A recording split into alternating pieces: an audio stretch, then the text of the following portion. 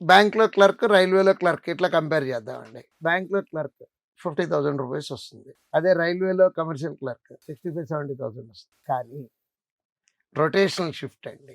Most of the railway jobs rotational shift. అందుకనే రైల్వేలో సాలరీలు ఎక్కువ ఉంటాయండి.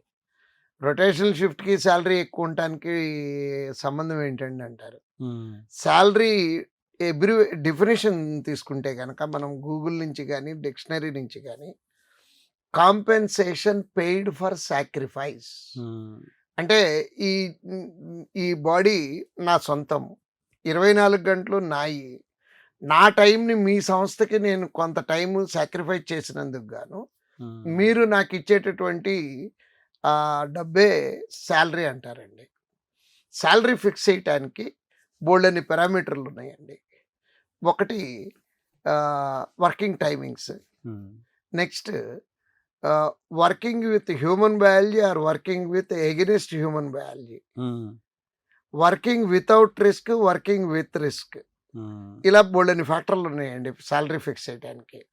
సో బ్యాంకుల్లో హ్యూమన్ బయాలజీతో పాటే పనిచేస్తాము. అంటే human biology in the sense ఈ బాడీ మ్యానుఫ్యాక్చర్ చేసినప్పుడు పగలు రాత్రి అనేవి ఉన్నాయి.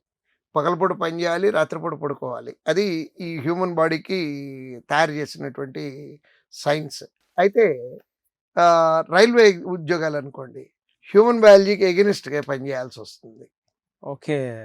హ్యూమన్ బయాలజీకి ఎగెనిస్ట్గా పనిచేస్తున్నారు కాబట్టి దానికి కొంత పర్సంటేజ్ యాడ్ అయ్యి రైల్వే సాలరీలు ఎక్కువ ఉండటానికి కారణం అదండి.